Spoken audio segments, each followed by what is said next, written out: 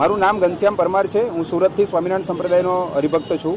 વિરોધનું કારણ સ્પષ્ટ છે કે છેલ્લા 1 મહિનાથી સ્વામિનારાયણ સંપ્રદાયના કહેવાતા કલંકિત લંપટ સાધુઓને હટાવવા માટે સત્સંગી હરિભક્તોએ જે આવેદનપત્રો આપી અને મૂળ મંદિરના જે વહીવટકર્તાઓની સામે માંગણી મૂકી છે એ માંગણી સંતોષાણી નથી, કોઈ પગલાઓ ભરાણા નથી અને ઉલટાના હરિભક્તોને એની લડાઈ એમના અવાજને દબાવવા માટે ખોટી એફઆઈઆરો કરી અને હરિભક્તોને દબાવવાનો પ્રયત્ન કરી રહ્યા છે। એટલે હવે સમાજને જાગૃત કરી, સનાતન ધર્મ હિન્દુ ધર્મના લોકો એને સૌને જાગૃત કરી અને આ સંતોને સંપ્રદાયમાંથી દૂર કરવા માટેની લડાઈ એ આ વિરોધનું મુખ્ય કારણ છે। લગભગ 300+ હરિભક્તો અહીંથી 4વ્હીલર ગાડીના માધ્યમથી સમગ્ર ગુજરાતની અંદર ગામડે ગામડે, શહેરે શહેરે, જિલ્લે જિલ્લે, તાલુકા મથકોએ જઈ અને પ્રતિનિધિઓના મિટિંગો લઈને જાગૃતિનું અભિયાન આજથી ચાલુ થાય છે।